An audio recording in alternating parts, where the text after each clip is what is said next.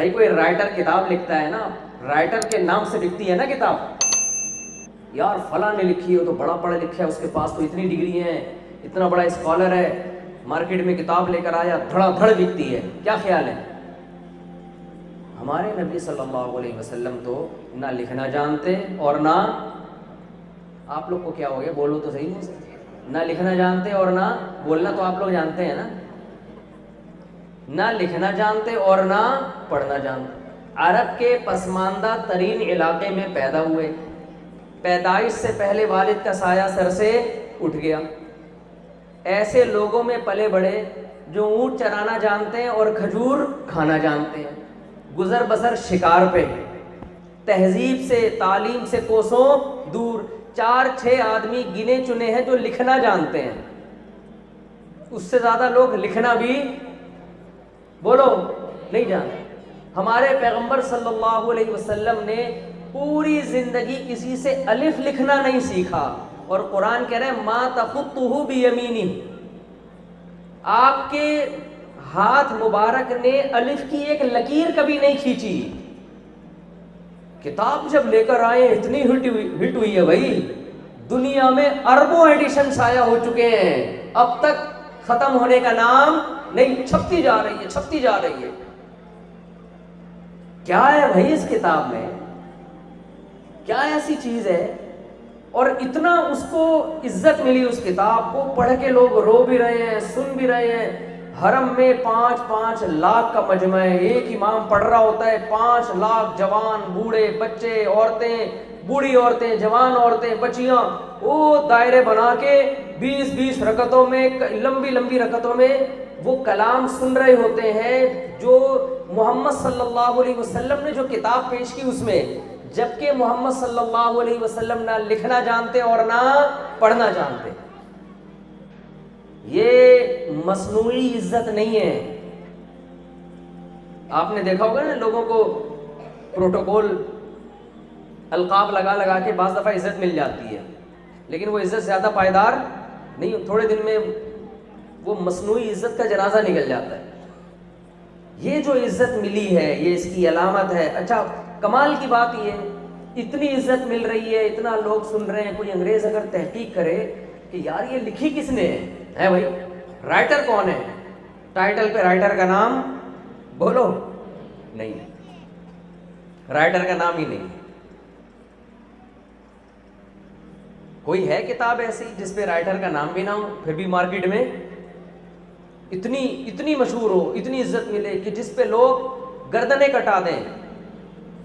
قرآن کے آرڈر ایسے ہیں، ایک ایک آرڈر، جس آرڈر پہ عمل کرنے والے دنیا میں سب سے زیادہ. دنیا میں کوئی کتاب ایسی نہیں ہے جس میں کوئی حکم دیا گیا ہو اور اتنے کروڑوں لوگوں نے اس کو فالو کیا ہو. قرآن نے حکم دے دیا 5 نمازیں فرض ہیں، کیا لکھ دیا؟ بولو اقیم الصلاۃ لدلوک الشمس الی غسق اللیل وقرآن الفجر.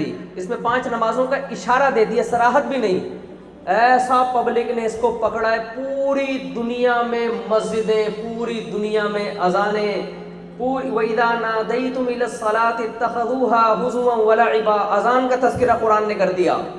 پوری دنیا میں ایسا عمل ہوا ہے، میں تو دنیا میں جہاں بھی سفر کرنے کے لیے گیا ہوں، آپ کو ایئرپورٹوں پہ کبھی کوئی مندر نظر نہیں آئے گا، چرچ نظر نہیں آئے گا، لیکن غیر مسلم کے ایئرپورٹ پر بھی آپ کو مسجد ملے گی. آپ کو وہاں کیوں؟ مسلمان نے 5 ٹائم نماز قائم کرنی ہے. ہر غیر مسلم کے ایئرپورٹ پہ تقریباً جہاں جہاں میں گیا ہوں، ملک غیر مسلموں کا ہوگا، ایئرپورٹ پہ مسجد نماز کی جگہ موجود ہوگی، مندر نہیں ہوں گے. وجہ کیا ہے؟ اتنی پبلک نماز پڑھتی ہے کہ غیر مسلموں کو بھی اس کا خیال رکھنا پڑتا ہے کہ یار مسلمان نماز پڑھیں گے، بنا دو ان کے لیے ایک چھپڑا بنا دو، پڑھ لو بھائی یہاں. ورنہ وہاں جو ہینڈ واش کرنے کی جگہ وہاں پاؤں دھو رہے ہوں گے یہ بیٹھ کے، وہ پھر سارا پانی جگہ جگہ پھیل جاتا ہے. وہ تنگ آ کے انہوں نے کہا چل بنانے دے دو یار، یہاں تمیز سے جا کے وضو کر لیا کرو بیٹھ کے. آپ کو یہ کہیں بھی نظر نہیں آیا. قرآن نے ایک دفعہ کہہ دیا کتب علیکم الصیام، اے ایمان والو تم پہ روزے فرض ہیں، ایک دفعہ کہہ دیا. کیا عمل ہوا ہے بھائی پوری دنیا میں؟ رمضان میں پوری دنیا میں مسلمانوں کی روٹین چینج. ادھر چاند نظر آیا، رمضان کا مہینہ آیا، دے مار 4:30 دنا دن دیگوں کی آوازیں، شہری والے اور وہ بمبو لے کے صبح 2:30 بجے سے ہی جگانا شروع کر دیتے ہیں. اور کیسے کھجلے پھینیاں، اور پوری دنیا میں ایک ہلچل مچ جاتی ہے کہ جی مسلمانوں کا رمضان آ گیا ہے پوری دنیا میں. آپ نارملی کسی کو یہ کہیں کہ تو ایک وقت کا کھانا چھوڑ کے دکھا دے، وہ دنیا چھوڑ دے گا. ایک ٹائم کا کھانا کوئی چھوڑے گا؟ وہ دنیا چھوڑ دے گا. ڈاکٹر تنگ آ جاتے ہیں نا، شوگر کے مریضوں کو کہتے ہیں یہ نہ کھاؤ وہ نہ کھاؤ. جو ڈاکٹر خود مریض ہوتا ہے وہ بھی کھا رہا ہوتا ہے، کہہ رہے ہیں یار کھانے سے پرہیز نہیں ہوتا بھائی. ہم تو ڈاتے ہیں ایسے ڈاکٹروں کو، کھا کھا کے ان کو پتا تھا نقصان دہ، مر گئے، وہ انتقال ہی ہو گیا ان کا. نہیں ہوتا پرہیز کھانے پینے سے، بہت مشکل کام ہے. قرآن نے کہہ دیا رمضان کا مہینہ آئے تو صبح تک کھا سکتے ہو، سحری تک. ثم اقیموا الصیام الی اللیل، غروب آفتاب سے پہلے کھانے کی اجازت نہیں. ایک دفعہ کہا بس، بار بار بھی نہیں. ایسا اس آرڈر کو دنیا نے فالو کیا ہے. آج بھی کروڑوں لوگ رمضان میں روزہ رکھتے ہیں، لاکھوں ہزاروں نہیں ہے، کروڑوں ہیں. کروڑوں لوگ لمبے لمبے روزے بھی ہو رہے ہیں، 20-20 گھنٹے کے رکھے جا رہے ہیں. شدید گرمیوں کے روزے بھی ہیں، رکھے جا رہے ہیں. پوری روٹین مسلمانوں کی چینج ہو جاتی ہے. یہ کس کا معجزہ ہے؟ اتنی مؤثر کتاب بھائی، ایسا ایفیکٹ اس کا لوگوں پہ پڑ رہا ہے. اور جو پیش کرنے والا ہے وہ نہ لکھنا جانتا ہے اور نہ پڑھنا جانتا. یہ معجزہ ہے یا نہیں ہے؟ ایک دفعہ قرآن نے کہہ دیا وَلِلَّهِ عَلَى النَّاسِ حِجُّ الْبَيْتِ مَنِ اسْتَطَاعَ إِلَيْهِ سَبِيلًا، جو خانہ کعبہ جانے کی طاقت رکھتا ہے اس پر لازم ہے کہ وہ اللہ کے گھر کی زیارت. ایک دفعہ کہہ دیا بس، بار بار نہیں کہا قرآن نے، ایک دفعہ. آپ ذرا حج کے مہینوں میں پروازیں تو دیکھو، دنیا کا سب سے بڑا کراؤڈ کہاں اکٹھا ہوتا ہے؟ حج. اور یہ بھی گورنمنٹ کی طرف سے مخصوص لوگوں کو، مخصوص تعداد میں لوگوں کو اجازت ہے. اس سے زیادہ سعودی حکومت برداشت نہیں کر سکتی. گورنمنٹ آف سعودیہ کے پاس انتظامات نہیں ہے اتنے کراؤڈ کو سنبھالنے کے. کوٹا جاری ہوتا ہے، اتنوں کو آنے کی اجازت ہے، اس سے زیادہ کو نہیں ہے. ذرا پروازوں کا منظر دیکھا کرو آپ. کبھی جاؤ نا حج کے دنوں میں، ایئرپورٹ جاؤ، ایک فلائٹ کے پیچھے دوسری فلائٹ، پوری دنیا سے، امریکہ سے لوگ آ رہے ہیں، لندن سے آ رہے ہیں، تنزانیہ سے آ رہے ہیں، افریقہ سے آ رہے ہیں، دمشق سے آ رہے ہیں، مصر سے آ رہے ہیں، شام سے آ رہے ہیں، سوڈان سے آ رہے ہیں. پوری دنیا میں جہاز تتلیوں کی طرح اڑ اڑ کے پبلک کو بھر بھر کے بندہ اتارے گا، واپس جائے گا اور کھیپ لاؤ. حج کے ایام میں جہازوں کی کمپنیوں کا ایسا لگتا ہے اس کے علاوہ کوئی اور کام ہے ہی نہیں. بندہ لاؤ بیت اللہ میں لا کے پھینکو، پھر اگلا ہے کیا وہاں پہ؟ کوئی انٹرٹینمنٹ کا ذریعہ ہے بھائی؟ کیا ہے یہاں پہ؟ کوئی جشن ہو رہا ہے؟ کچھ بھی نہیں ہے. ایک 4 دیواری پتھر کی بنی ہوئی، اس کے گرد 7 چکر لگانے، کوئی انٹرٹینمنٹ نہیں ہے، کچھ بھی نہیں ہے. اس چکر، اور اس میں بھی کیسا حلیہ، احرام باندھ کے آؤ، 2 کپڑے پہن کے آؤ. کتنی ٹینشن ہے حج کرنا کیا ہے؟ اللہ یہاں کے، اللہ نے کہا بھائی یہ کرنا ہے، پہلے اترو یہاں پہ، طواف کرو، پھر کیا کرو، یہ عمرہ ہو جائے گا تمہارا، پھر مینا میں جاؤ 5 دن وہاں قیام کرو، پھر آگے عرفات کے میدان میں کھڑے ہو کے دعائیں مانگو، پھر وہاں سے مزدلفہ آؤ. یہ چکر ہے، یہ کام کرنا ہے. کوئی انٹرٹینمنٹ نہیں ہے، کوئی پیسے نہیں مل رہے وہاں جا کے، کوئی خربوزے مل رہے ہوں وہاں بٹ رہے ہوں، بالو شاہی مل رہی ہو. ارے کہیں بالو شاہی بٹ رہی ہوتی ہے رش لگ جاتا ہے نا.